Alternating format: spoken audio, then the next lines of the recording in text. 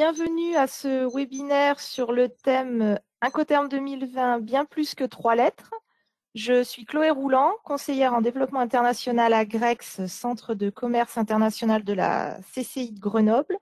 Nous permettons à nos clients de développer leur chiffre d'affaires export en les accompagnant tant sur l'approche commerciale des marchés étrangers que sur les aspects réglementaires comme la douane, la logistique ou la fiscalité.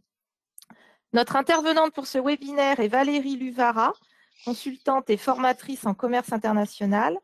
Elle fera le point pendant 30 minutes sur les bonnes pratiques à adopter dans l'utilisation des règles Incoterm 2020 et sur les pièges à éviter. Vous pourrez tout au long du webinaire poser vos questions dans le chat. Nous y répondrons pendant les 15 dernières minutes du webinaire. Voilà, si toutes les questions ne peuvent pas être traitées, elles seront néanmoins prises en compte par notre équipe et nous reviendrons vers vous par la suite. La présentation est d'ores et déjà téléchargeable, donc dans l'onglet Documents selon vos navigateurs, et elle vous sera renvoyée après le webinaire par ma collègue Carole Grosjean. J'en profite pour la remercier pour avoir notamment organisé les aspects logistiques de ce webinaire. Donc, je vais maintenant passer la main à Valérie Luvara. Bonjour à tous, donc je suis ravie d'être avec vous aujourd'hui pour faire un point d'étape sur les Incoterms et en l'occurrence les Incoterms 2020 avec entre autres un point sur les bonnes règles, sur les confusions qu'il peut y avoir aussi, avec les impacts sur les différents contrats et un petit moment qu'on passera également sur les particularités du fret express.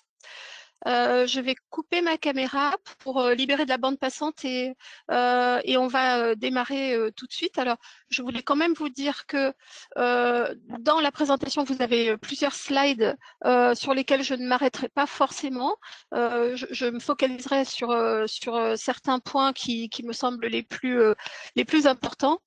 Et j'ai également mis des slides en annexe sur lesquels vous pourrez revenir pour, je dirais, enrichir la présentation. Donc, on démarre avec ce webinaire Incoterm 2020 de la Chambre de commerce internationale, bien plus que 3 lettres. Alors, au sommaire, quelques fondamentaux quand même. Ensuite, on va aller sur les indispensables, avec entre autres les règles d'or et puis les confusions que l'on peut rencontrer. Et puis l'impact des Incoterms sur le volet sûreté, douane, fiscalité, transport, assurance et les particularités du fret express. Alors, rappel de fondamentaux, quelque chose qui est très très important à savoir, une version n'écrase pas l'autre. Donc, nous sommes sur la version 2020 qui est entrée en vigueur le 1er janvier 2020, qui comporte 11 règles Incoterms. Donc, sachez qu'il appartient aux parties de décider à quel moment elles vont, je dirais, implémenter cette nouvelle version. Et ce n'est pas parce qu'il y a la version 2020 qui est sortie que les autres versions ne sont plus valables. Donc, c'est bien la volonté des parties qui prime. D'où l'importance d'ailleurs, quand vous faites une offre, de mettre la version de l'Incoterm que vous allez choisir. Alors évidemment, les versions, elles sont upgradées, si je peux dire. Hein. Donc ça veut dire que logiquement, quand il y a une nouvelle version qui sort, c'est que le but, c'est d'apporter des clarifications et d'apporter des éléments qui vont aller dans le bon sens. Alors, juste une remarque au niveau de la douane. Il faut quand même savoir que la douane peut se mêler également des Incoterms hein, parce qu'elle les voit de très très près, les Incoterms, via vos factures sur lesquelles, en général, on doit trouver l'Incoterm. Alors, ce n'est pas une obligation, hein, mais vous voyez que ces factures, la douane, elle va les voir et elle va avoir cette information concernant l'Incoterm, entre autres dans la déclaration en douane, qu'il s'agisse d'ailleurs de la déclaration en douane export ou import.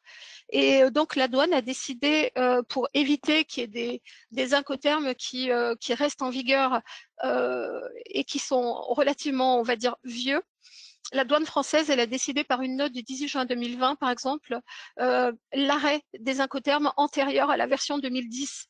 Donc, quelque part, la douane s'en est mêlée pour qu'on ne trouve plus, par exemple, un Incoterm qui s'appelle le DDU, qui maintenant commence à dater. Hein. Donc, aujourd'hui, seuls sont déclarables, donc là, je parle des déclarations en douane, les Incoterms des versions 2020, bien sûr, et 2010. Et le DAT, désormais, il est remplacé par le DPU, qui veut dire Delivered at Place Unloaded. Et donc, le DAT, qui est remplacé dorénavant, hein, il va quand même encore perdurer. Donc, lui, il peut encore être saisi.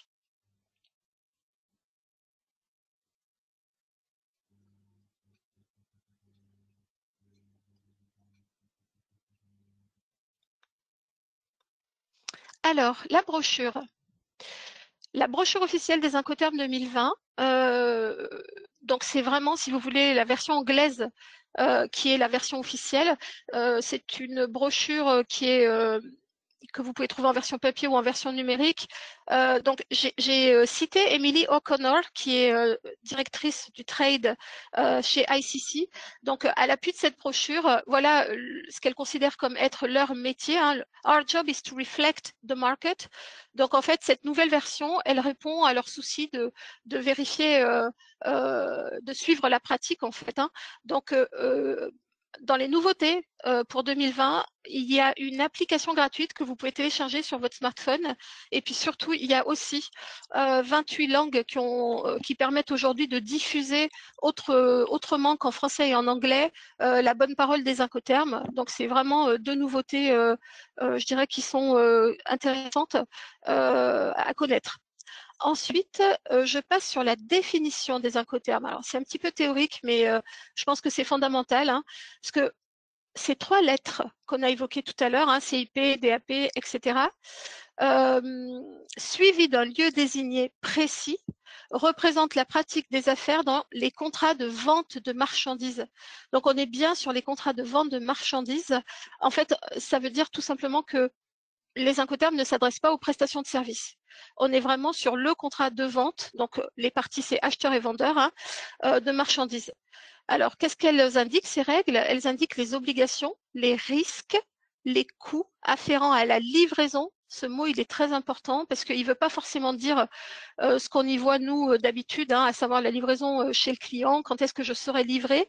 On verra que ce mot, derrière, il y a autre chose, d'où l'importance du vocabulaire et de bien utiliser le vocabulaire à bon escient. Donc, livraison de marchandises par les vendeurs aux acheteurs.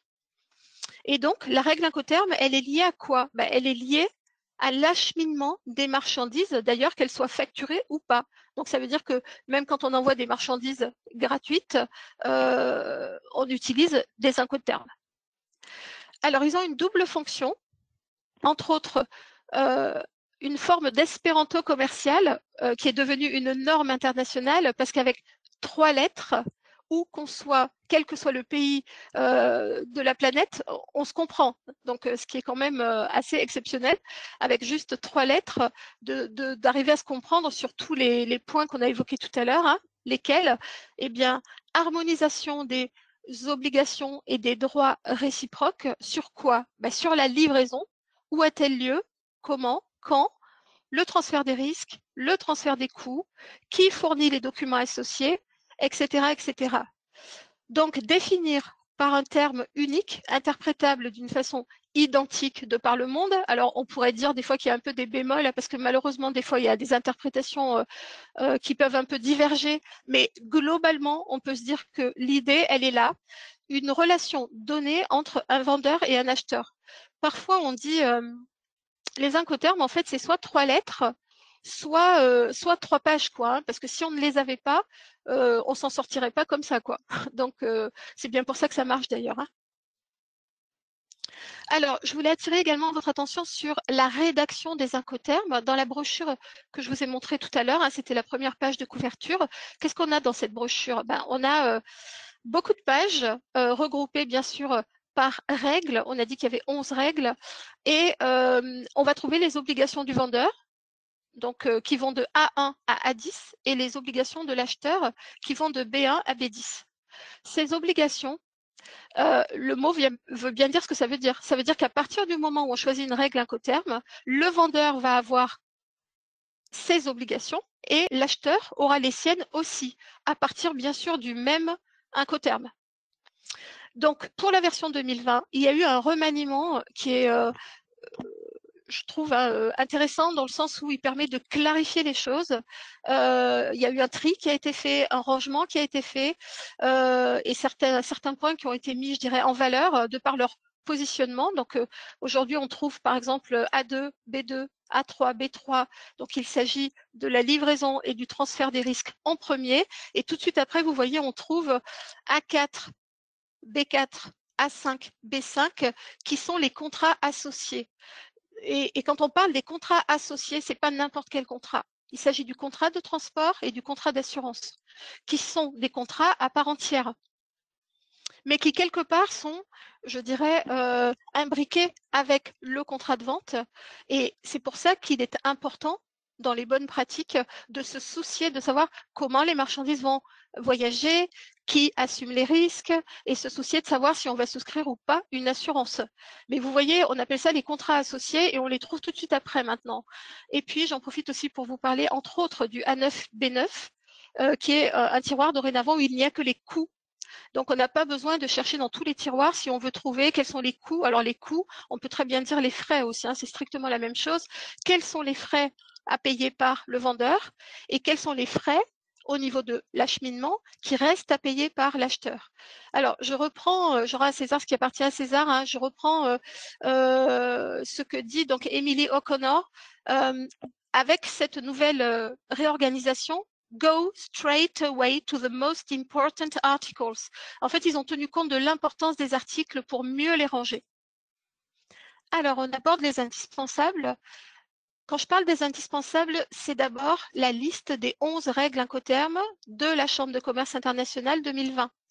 Donc, ce sont seulement ces règles-là qui font foi, et c'est dans ces règles-là qu'il faudra choisir votre Incoterm préféré, que vous soyez acheteur ou vendeur. Il y a eu beaucoup d'intox pour cette nouvelle version. Donc, les 3 lettres, c'est celle-ci et pas d'autres. Et j'ai mis du bleu sur les règles maritimes parce que vous allez voir qu'il y a bien une segmentation entre ce qu'on appelle les règles maritimes et les règles multimodales. Donc, les multimodales sont en noir et les règles maritimes sont en bleu. Donc, on va de Ex-Works en passant par FCA, FAS, FOB, CFR, CIF, CPT, CIP, DAP, DPU. Et vous voyez, j'ai mis du jaune sur DPU. Pourquoi? Parce que c'est le seul acronyme qui a changé entre la version 2010 et la version 2020. Et le U, attention, veut dire unloaded et pas le contraire. Donc, des fois, il peut y avoir des confusions là-dessus. Peut-être parce que nous, on est en France et qu'on a tendance à penser que unloaded, ce n'est pas déchargé. Et en fait, si, unloaded, c'est déchargé. Donc, DPU, ça veut dire delivered at place, unloaded en français, rendu, déchargé en tout lieu. Dans la liste, là, vous avez le libellé en français et en anglais. Et on finit par le DDP, Delivered Duty Paid, qui existait déjà. Hein, donc, vous voyez le DPU qui évolue. Alors voilà, première règle d'or. Choisir l'Incoterm de façon appropriée et complète parmi la liste que l'on vient de voir. Pourquoi de façon appropriée et complète? On y vient. Parce qu'on vient de parler, par exemple, d'Incoterm maritime et d'Incoterm multimodaux. Donc, ça veut dire qu'il va falloir se soucier de savoir comment les marchandises vont voyager.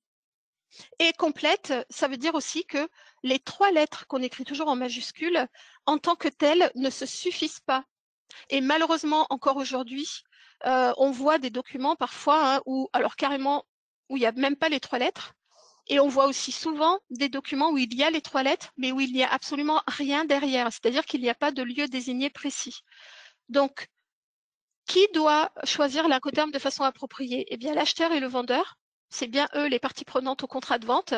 C'est leur choix. C'est à eux de faire ce choix-là, en amont, bien sûr. Quand dès la phase de consultation, j'ai mis request for quote, la phase offre, et puis bien sûr après il y aura la phase réalisation du contrat. Et comment le reporter sur tous les documents liés à l'offre, à la commande, à la livraison, et vraiment avec un souci de cohérence.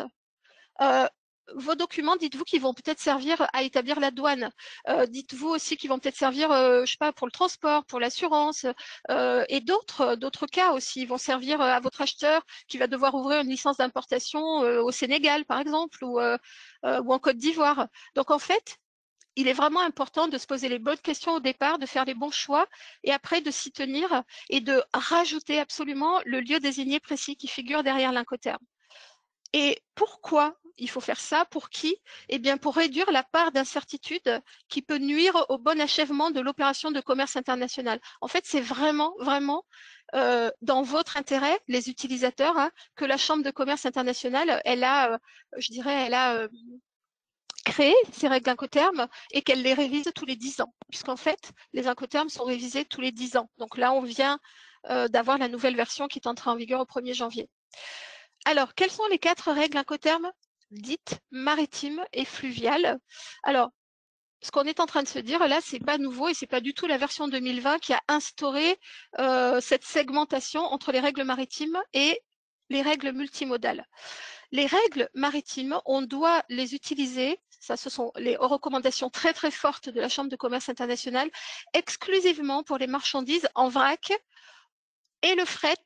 Quand je parle du fret, là, c'est la marchandise, hein, nécessitant des moyens de manutention conventionnels. En clair, ça veut dire pas un portique à conteneur. Donc, à partir du moment où vos marchandises, elles voyagent par la mer et qu'elles ne sont pas conteneurisées, ces règles sont faites pour vous. Quand je dis vous, c'est que vous soyez acheteur ou vendeur, hein.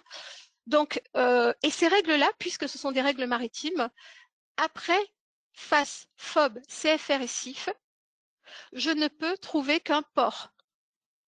Et le port qui figure derrière l'Incoterm, c'est ce qu'on appelle le lieu de destination. Ça veut dire que le vendeur va payer les frais jusqu'au port qui figurera derrière ces règles Incoterm que vous avez sous les yeux. Après un FAS et un FOB, je ne peux trouver qu'un port d'expédition, hein, un port de chargement. Après un CFR et un CIF, je ne peux trouver qu'un port de destination et rien d'autre. Ensuite, on a les règles Incoterm multimodales. Alors, ces 7 règles Incoterm multimodales, elles sont plus jeunes, hein, si je peux me permettre, que les règles maritimes. Elles sont apparues dans les années 80, hein, quand les règles maritimes sont apparues lors de la première version des Incoterm en 1936. Donc, c'est vrai que quelque part, on se dit que les règles multimodales sont plus jeunes que les règles maritimes, donc moins ancrées que FOB, CIF, etc., qu'on connaît depuis la nuit des temps. Donc, ces 7 règles Incoterm multimodales, elles permettent justement de travailler quand on est sur des marchandises qui vont partir en avion, en camion, par le train, ce qu'on appelle le RoRo aussi, roll-on, roll-off, hein, quand il y a des rampes là qui permettent aux camions, par exemple, de rouler dans les bateaux. Et puis, elles permettent également de respecter, je dirais, les consignes de la Chambre de commerce internationale, à savoir utiliser les règles multimodales quand les marchandises sont conteneurisées. C'est bien pour ça que j'ai mis un petit conteneur là et que vous voyez l'icône.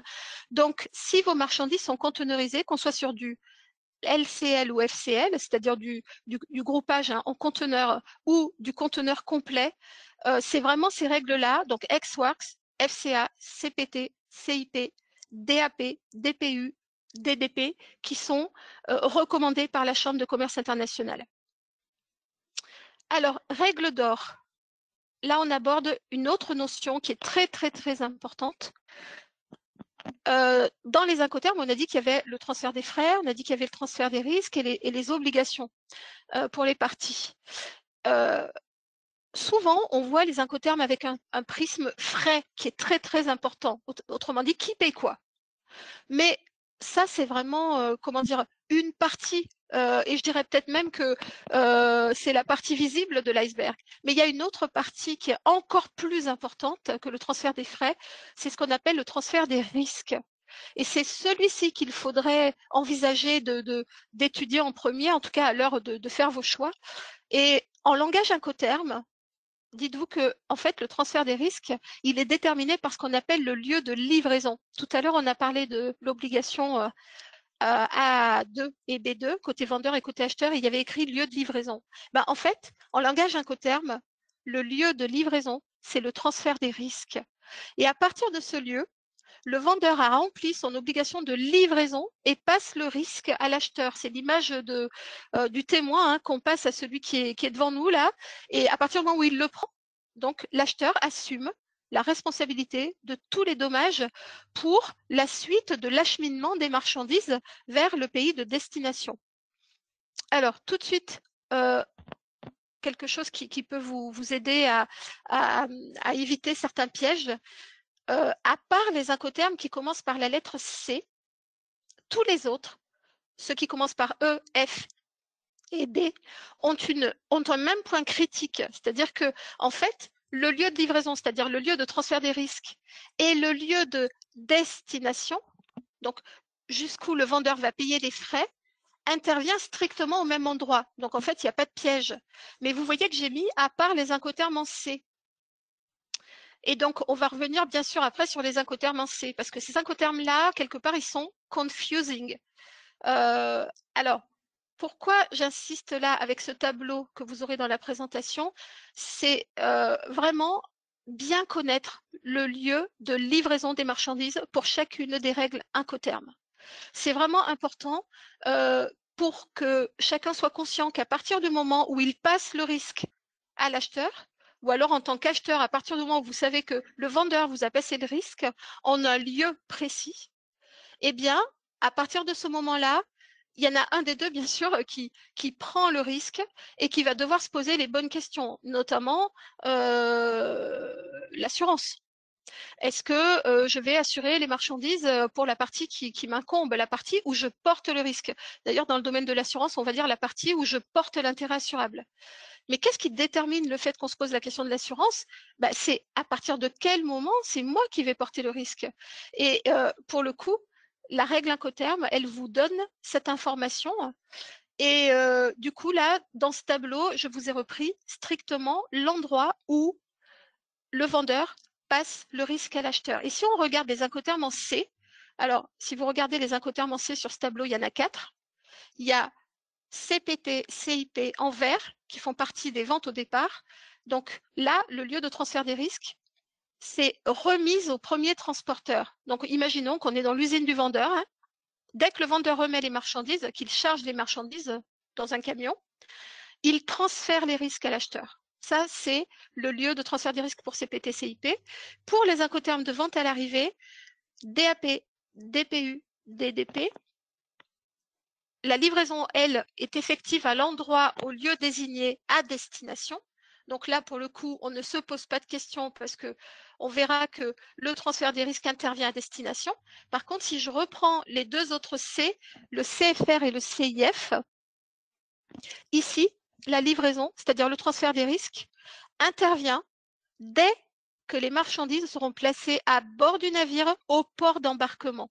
Donc, en fait, tous les incoterms que vous voyez en vert là, dit vente au départ, le dénominateur commun, c'est que le vendeur passe le risque à l'acheteur avant le transport international, celui qu'on appelle le fret ou le transport principal. Tout ça, c'est la même chose. Et le dénominateur commun, c'est que, en tout cas, le vendeur n'assume pas les risques du transport principal, du transport international. En revanche, avec les incoterms DAP, DPU et DDP, vous voyez, il y a écrit vente à l'arrivée. La différence, c'est qu'ici, la livraison, elle est effective à destination. Donc là, c'est le vendeur qui porte le risque jusqu'à destination. Alors, du coup, Valérie, oui, Valérie, je me permets juste d'intervenir. J'ai le mauvais rôle du maître du temps. oui, Il nous reste 20 minutes avant la fin du webinaire. On n'a très pas de bien, questions pour le moment. très bien. Merci. Alors, au niveau des pièges, incoterm en C, 2 points critiques. Lieu de livraison, différent du lieu de destination. Donc, il ne faut pas tomber dans ce piège-là. Exemple, au départ de Vorep, on a des marchandises qui sont chargées et donc l'incoterm de vente qui a été négocié, c'est CIP aéroport de New Delhi. Le lieu de livraison, c'est la remise au premier transporteur à Vorep. Le lieu de destination, c'est lorsque les marchandises arrivent à l'aéroport de New Delhi. Donc, vous voyez que ça peut être piégeux parce que le lieu de destination qui figure derrière les 3 lettres, il y a bien écrit aéroport de New Delhi, n'est-ce pas? Mais ça, c'est vraiment le lieu de destination. Et le lieu de livraison, pour l'essai, n'apparaît pas en clair. En fait, il faut le connaître. Donc, c'est ce qu'on a vu tout à l'heure dans le tableau. Autre confusion qu'on peut rencontrer, les incoterms, ce n'est que pour les flux de marchandises à l'international. Alors, ben non. Les incoterms, ça peut être aussi pour le national, pour les États membres de l'Union européenne. Ce n'est pas que pour l'international. Les incoterms gèrent le transfert de propriété non plus. Ce ne sont pas les incoterms qui gèrent le transfert de propriété. Ça relève du droit national. Et puis tout ce qui touche aussi aux clauses contractuelles, les incoterms, c'est loin de répondre à toutes les questions dans le cadre d'un contrat. On a dit tout à l'heure que les incoterms, on sait qu'ils sont là pour nous dire quel est le lieu de livraison, où situe le transfert des frais et quelles sont les obligations entre le vendeur et l'acheteur. Et puis, il est question de reconnaissance du chiffre d'affaires aussi. Dans certaines entreprises, il a été décidé de s'appuyer sur le lieu de livraison, en l'occurrence le transfert des risques pour reconnaître le chiffre d'affaires. Mais pour le coup, ce n'est pas le transfert de propriété. En tout cas, il y a une différence entre les deux. Donc voilà. Alors, ça, je vous laisserai le lire. J'ai mis un peu de verbatim avec des exemples et des confusions qui peuvent arriver. Juste un petit point sur une confusion que je rencontre énormément. Après un CPT, d'ailleurs c'est valable pour CIP, on ne peut pas aller plus loin que le point d'entrée dans le pays d'arrivée, du style un port ou un aéroport. En tout cas, ça, au regard des règles Incoterms de la Chambre de commerce internationale, c'est faux. Il n'y a rien qui empêche d'aller plus loin qu'un port ou un aéroport. Et il y a un guide en lien avec le transport qui permet, je dirais, d'aller dans les subtilités et de vraiment aller plus loin, je dirais, au niveau de la relation entre les incoterms et le contrat de transport, entre ce qui est possible et ce qui ne l'est pas. Alors, autre chose qui est importante à savoir, les incoterms s'inclinent devant la réglementation du pays d'arrivée, les usages des ports et la volonté des parties. Ça veut dire qu'il peut y avoir des variantes. Les parties peuvent décider de mettre en place des variantes, mais dans ce cas-là, il faudra les écrire. Autre bonne pratique, alors là je parle de commerce B2B, dans le choix que vous allez faire côté Incoterm, ce qui peut être utile à savoir, c'est que côté vendeur, l'idée c'est plutôt dans l'intérêt du vendeur, de choisir des incoterms qui commencent par F ou par C, par exemple. Et côté acheteur, ça peut être aussi la même chose, acheter en F ou en C. Et souvent, ça peut être aussi acheter en D. Pourquoi? Parce qu'on a vu tout à l'heure que les incoterms en D sont des incoterms de vente à l'arrivée. Et donc, ça veut dire que un acheteur qui achète en D, DAP, DPU ou DDP, attend que les marchandises soient livrées au bon endroit, en bon état, à la bonne date, et laisse au vendeur le soin de s'occuper de tout organiser et d'assumer les risques aussi. Donc, on peut comprendre aussi pourquoi c'est important pour certains vendeurs d'obtenir un incoterm en D, d'acheter par exemple avec un incoterm DAP. Alors, je te laisse la parole, Chloé. Oui, alors on a un premier sondage. Alors, c'était pas. Alors, j'exporte. Oui, j'exporte des sondes au Sénégal en FCA France. L'incoterm est-il approprié? Tu peux répéter, s'il te plaît? J'exporte des sondes au Sénégal en FCA France. L'incoterm est-il approprié? Vous laissez combien de temps pour On répondre? va attendre que ça.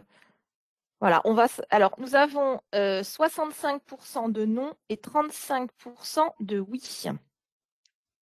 Alors, il y a eu un petit décalage avec le sondage qui est affiché, mais la finalité est la même. Je te laisse reprendre la main, Valérie. Oui, alors la réponse, c'est non. Parce qu'en fait, France, ce n'est pas assez précis. Donc, il va falloir être beaucoup plus rigoureux au niveau du lieu désigné précis qui figure derrière l'incoterm. Dans l'idéal, une adresse précise. un pays, c'est beaucoup trop vaste, et même une ville, hein, dans la pratique, on voit parfois des villes, ça ne suffit pas. Donc, dans les bonnes pratiques, vraiment spécifier le lieu désigné avec le plus de précision possible et de rigueur. Dans les règles d'or, dès l'offre commerciale, donc rajouter le lieu de destination précis après les 3 lettres, et on en rajoute une petite cerise hein, sur le gâteau, faire référence à la version des incoterms. Donc, je vous ai mis un exemple en bas et j'ai mis d'autres exemples que je vous laisserai lire. Regardez, complet, hein, si je veux être complète, CIP, Port d'Alexandrie, Incoterm 2020, par exemple. Incoterm CIP, Port d'Alexandrie, Incoterm 2020. Ça, c'est quelque chose qui permet de bien border, je dirais, votre contrat et qui permet de spécifier, à fortiori quand on est sur des multimodaux, que là, par exemple, on va payer les frais jusqu'au port d'Alexandrie. Alors, impact Incoterm, sûreté et sécurité. En fait, je voulais vous sensibiliser là-dessus parce qu'à l'occasion du Brexit, la douane, en l'occurrence, hein, et pas que la douane, mais en tout cas, j'ai vu pas mal de commentaires au niveau de la douane sur le fait qu'il y avait quand même encore du travail sur le volet Incoterm et que le fait de vendre au Royaume-Uni, qui ne fait plus partie de l'Union européenne, implique désormais des formalités en douane et que y en a au moins 2, une douane de sortie, une douane d'entrée au Royaume-Uni, et qu'en même temps, il y a des formalités sûreté et sécurité obligatoires. Ça veut dire que celui qui fait la déclaration en douane, il doit aussi, au regard de la réglementation européenne, procéder, je dirais, à déclarer certains éléments hein, dans le cadre de la sûreté. Et donc, je voulais vous sensibiliser au fait que, de par les incoterms, ces notions de sûreté, elles ont été intégrées. Et donc, dans les obligations A7 et B7 et A4 et B4, les fameuses obligations qu'on a vues tout à l'heure dans le tableau, sachez que ces obligations, elles figurent noir sur blanc et je vous les ai mises dans les annexes que vous avez dans la présentation, avec 2 exemples pour les incoterms FCA et DAP. Et je crois que ce qu'il faut retenir, c'est le principe d'assistance mutuelle. Je crois que c'est ça qu'il faut retenir au niveau sûreté et sécurité, sachant que ça prend de plus en plus d'importance. Hein. Donc c'est important. Je pense qu'il faut savoir que je l'ai mis en rouge. Hein, absence d'ECS, donc c'est quoi? C'est le Export Control System ou ICS. Côté douane, hein, c'est relevé comme une infraction possible. Donc, même si ce sont vos prestataires, je dirais transport, logistique, qui font les déclarations en douane et qui font donc ces fameuses déclarations sûreté, sécurité, il faut que vous sachiez quand même qu'elles sont obligatoires et qu'elles peuvent donner lieu à des infractions si elles ne sont pas faites dans les règles de l'art. Impact Incoterm, transport et assurance, les fameux contrats associés tout à l'heure qu'on a évoqués. Alors, vous voyez ici qu'il y a plusieurs contrats à part entière qui vont, je dirais, être imbriqués à partir du moment où un vendeur et un acheteur décident de faire du business. Hein. Et entre autres, vous voyez que le vocabulaire qu'on va utiliser n'est pas le même. Pour ce qui est du contrat de transport, on va parler de l'expéditeur et puis du destinataire. Pour l'assurance, on va parler d'assuré. Et il appartient bien sûr, je dirais, au vendeur et à l'acheteur ensuite de respecter leurs obligations, par exemple en matière de transport et d'assurance. Et là aussi, on aura, je dirais, tout ce qu'il faut pour savoir ce que l'on doit faire en fonction du contrat de vente. Mais néanmoins, il faudra quand même s'intéresser au contrat de transport aussi, puisque ce contrat de transport, il dit quoi? Alors déjà, ce sont les conventions internationales hein, qui régissent le transport international et il est question de responsabilité du transporteur. À partir du moment où un transporteur prend des marchandises en charge, en fait, on dit qu'il est responsable des marchandises qu'il a prises et il a une obligation de résultat. Si ce transporteur est responsable, à supposer qu'il y a un litige, il faut quand même que vous sachiez que il y a quand même des plafonds qui sont fixés. Et ces plafonds, ils sont au poids, ils tiennent compte du poids. Et il y a des valeurs qui sont fixées par des conventions internationales qui ne sont pas très élevées et dans certains cas d'ailleurs qui sont même dérisoires. Hein. Je pense au transport maritime. Donc sur ce tableau que vous avez, j'ai repris en DTS, droit de tirage spécial, ce qu'on appelle la responsabilité du transporteur. Donc je pense qu'il est important de savoir que si vous portez le risque et que vous ne souscrivez pas d'assurance sur la valeur, certes, on peut se retourner contre la responsabilité du transporteur, mais dans les conditions qu'on vient d'évoquer, à savoir que le transporteur tiendra compte du poids, le poids brut qui figure sur le document de transport, et il tiendra compte aussi des plafonds, c'est-à-dire des limites de responsabilité qui sont fixées dans le cadre des conventions internationales. Et c'est aussi valable pour ce qu'on appelle le fret express. Et là, j'arrive tout de suite à une règle d'or. À supposer que vous décidiez de souscrire une assurance sur la valeur des marchandises, une assurance, on appelle ça cargo ou ad valorem. Quelque chose de fondamental, soignez l'emballage, soignez l'étiquetage et soignez le marquage. Pourquoi? Parce que ce n'est pas parce qu'on a souscrit une assurance sur la valeur que forcément on sera indemnisé si l'emballage est jugé insuffisant. Donc, j'attire votre attention là-dessus et j'attire également votre attention quelques points de vigilance. Il peut y avoir des obligations d'assurance locale dans certains pays et en dehors des incoterms CIP et CIF, puisque dans toutes les autres règles incoterms, il n'y a pas de I, parce que le I veut dire assurance, c'est au porteur du risque de décider de s'assurer. Donc, on en revient encore à savoir qui porte le risque. Et j'attire votre attention également sur les franchises. Parce que dans les contrats d'assurance, il peut y avoir des franchises qui peuvent vous inciter ou pas, le cas échéant, à peut-être prendre un complément d'assurance chez votre commissionnaire de transport pour ne pas subir la franchise qui figurerait dans le contrat d'assurance que vous avez négocié avec votre agent d'assurance ou avec votre courtier en assurance.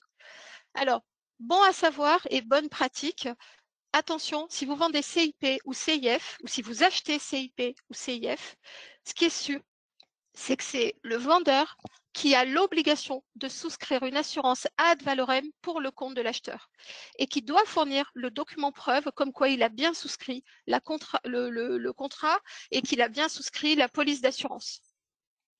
À qui? À l'acheteur. Alors, pour info, Valérie, il nous reste 10 minutes. Merci. Alors, au niveau de l'assurance tout risque, faux amis, juste pour vous sensibiliser à ça. Faux amis au niveau de l'assurance tout risque. Pourquoi? Parce que les risques de guerre et assimilés ne sont pas couverts dans le cadre d'une assurance tout risque. Donc, si l'acheteur souhaite être couvert, c'est à lui de le demander et c'est à lui de donner son cahier des charges au vendeur pour que le vendeur puisse, je dirais, compléter et respecter éventuellement les exigences de l'acheteur, sous réserve bien sûr que l'assureur soit prêt à couvrir, sachant que ça se couvre, le risque de guerre et assimilé. Au petit passage, risque de guerre et assimilé, là-dedans, vous avez le risque de grève. Alors, impact des incoterms sur le fisc et la douane. Alors, bon à savoir aussi, quand on achète et qu'on va calculer les droits de douane, sachez que dans l'Union européenne, on a décidé que l'assiette de calcul des droits de douane sur donc la valeur en douane, elle est calculée sur la valeur CIP ou CIF, premier point d'entrée dans l'UE.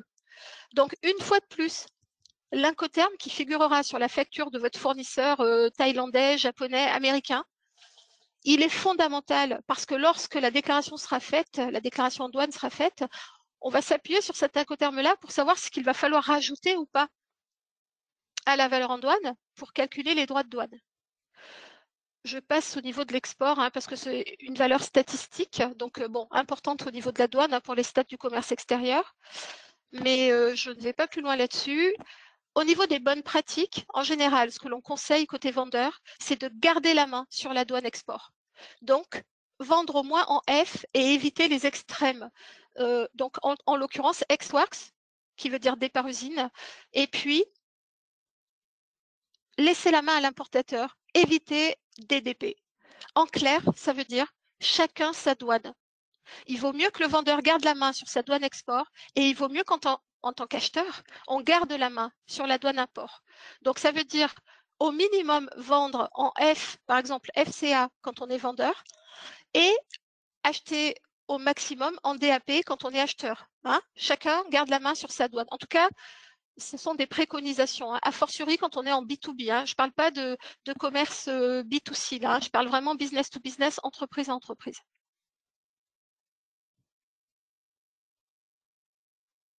Ici, je voulais insister aussi sur quelque chose de fondamental pour justifier vos factures hors TVA. Donc, je vous laisserai regarder parce que du coup, je vous ai mis tout un laïus. Mais j'insiste sur quelque chose qui est en jaune. Archiver les déclarations en douane export certifiées ECS sorties. En fait, c'est un peu votre passeport, hein, le jour où vous pourriez avoir un contrôle fiscal. En l'occurrence, toutes les factures où vous avez vendu hors taxe à l'international, dites-vous que la priorité, ce serait de récupérer votre déclaration en douane avec la mention ECS sortie, qui est la preuve que votre marchandise a quitté le territoire douanier. À défaut, vous pouvez vous contenter d'une preuve alternative parce que c'est possible. Et donc, j'ai mis la référence à l'article 74 de l'annexe 3 du Code général des impôts pour faire clair là aussi. Ça peut être le document de transport principal ou, par exemple, la douane import, qui peut, entre guillemets, nous sauver la vie si jamais on n'avait pas et on n'arrivait pas à récupérer le premier justificatif. Dans le bon savoir au niveau de la douane, un petit service qui s'appelle OBET, service en ligne, qui vous permet d'aller vérifier le statut ECS sorti pour vos déclarations, si tant est que vous ayez le numéro de la déclaration. Mais parfois, on se retrouve avec des documents où il y a marqué en cours de finalisation. N'hésitez pas à aller vous-même vérifier si le statut est vraiment passé en ECS sorti, parce qu'en cours de finalisation, ça ne suffit pas. J'arrive au fret express. On avait dit qu'on faisait un point là-dessus. En principe, tous les incoterms multimodaux sont possibles. Alors, les multimodaux, ce sont les 7 règles qu'on a évoquées tout à l'heure, donc tout sauf les maritimes, bien sûr, puisque le fret express en général, ça passe par de l'aérien. Donc, très utilisé par beaucoup d'entreprises. Je voulais vous dire quelles sont un peu les particularités. Alors déjà, business model, en général, c'est du fret door to door. Leur métier aux expressistes, d'ailleurs, on les appelle aussi des intégrateurs, ça veut bien dire ce que ça veut dire, c'est de vous vendre une prestation clé en main où ils s'occupent de tout pour vous de A à Z. Et ils sont organisés pour ça, ils ont des systèmes d'information pour ça, et ils ont aussi des procédures en douane pour ça. Donc, en fait, là, on ne va pas saucissonner les choses comme on le fait, je dirais, avec quand on confie des marchandises qui vont partir par, entre guillemets, un transitaire ou un commissionnaire de transport. Donc là, on va vous proposer soit ou tout frais payé par le vendeur ou tout frais payé par l'acheteur, en fait. Et du coup, ça réduit un peu le champ des incoterms, même si, dans l'absolu, sur certaines plateformes digitales, tous les incoterms multimodaux sont possibles. N'empêche que dans les faits, ce que l'on constate, c'est que les 3 incoterms qui sont les plus utilisés, c'est ex-works, DAP ou DDP. Ex-works, ça veut dire tout frais payé par l'acheteur. DAP, c'est tout frais payé par le vendeur, sauf les formalités de douane import.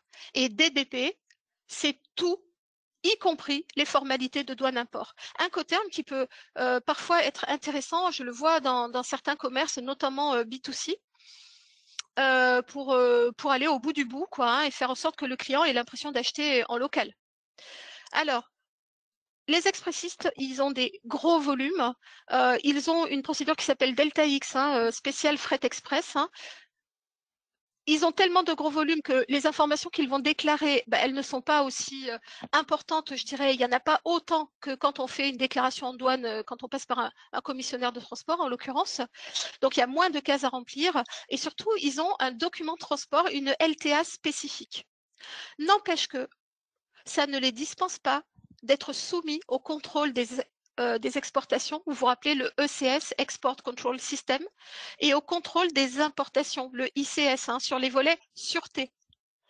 Donc, je voulais quand même vous dire qu'il est très, très important là aussi, y compris sur le volet facturation hors TVA, de récupérer vos justificatifs pour chacune de vos exportations et pour chacune de vos importations dans l'éventualité où il y aurait un contrôle fiscal ou un contrôle douanier. Certains ont des justificatifs fiscaux, je dirais, simplifiés, et ils ont le droit de le faire pour autant que leur numéro d'agrément figure et qu'il y ait certaines mentions qui soient bien sûr précisées sur ce document simplifié. D'autres font carrément une déclaration en douane, c'est-à-dire un DAU, document administratif unique, avec les fameuses 54 cases, et ont mis en place des systèmes où vous pouvez télécharger par vous-même vos justificatifs de sortie, y compris vos preuves de livraison qui peuvent être bien utiles aussi. Donc, ça veut dire que dans leur service aux clients, ils ont investi, je pense, dans leur plateforme et dans leur système d'information pour vous rendre autonome là-dessus. Alors, un petit conseil, parce que je pense que les commerciaux, leurs commerciaux, hein, certains en tout cas le font, peuvent passer du temps pour vous expliquer comment accéder à cette plateforme, comment créer vos profils et comment bénéficier, je dirais, de tous ces services qui peuvent faire qu'en quelques clics, vous puissiez télécharger vos justificatifs, soit ponctuellement, soit mensuellement, voire même télécharger vos factures. Alors, avec les expressistes, en tout cas, je ne vois pas de DDP hors taxe, qui est une variante possible au niveau des incoterms. En général, c'est soit DAP ou DDP. Il est aussi possible d'autoliquider la TVA à l'importation. Donc ça peut être intéressant pour ceux qui importent. Vous pouvez le faire bien sûr avec vos commissionnaires de transport, mais vous pouvez aussi le faire dans le cadre du fret express. Alors je crois que certaines fois ça prend du temps, mais en tout cas c'est tout à fait possible et ça peut vous permettre d'économiser, je dirais les frais de dépenses, hein, entre autres d'anticipation de paiement de leur part, et puis de reporter aussi le paiement de la TVA. Hein. Donc, outils en ligne pour anticiper le montant des droits et taxes. Donc, ils ont presque tous là, des outils en ligne pour que vous puissiez vous renseigner sur le montant des droits et des taxes dans l'éventualité où vous voudriez vendre en DDP, qui veut dire Delivered Duty Paid. Et voilà, donc je voulais attirer votre attention aussi sur le numéro de compte selon que vous utilisiez le vôtre ou celui du client. Les paramétrages ensuite sont peut-être différents pour que vous puissiez accéder à ces services. Donc franchement, n'hésitez pas à vous rapprocher du commercial qui vous suit pour aller au bout de ce qui est possible de faire et des services qu'ils peuvent vous proposer. Parce que je vois parfois des services divers et variés, donc ça veut bien dire qu'il y a quand même des services qui existent et qu'il y a des choses qu'on peut mettre en place. Ça, je vous le laisserai lire parce que c'est vraiment spécifique à un des gros expressistes. Hein. On est face à des majeurs là, hein. Et qui est particulier pour, en l'occurrence, la FedEx. Donc, je vous laisserai en prendre connaissance pour ceux que ça intéresse et qui seraient concernés. Alors, on arrive au deuxième sondage. Voilà, alors on a un sondage pour terminer, parce qu'on a un petit peu débordé. Fret Express, les 7 incoterms multimodaux sont possibles, mais Xworks, DAP, DDP sont les plus fréquemment utilisés. Vrai ou faux?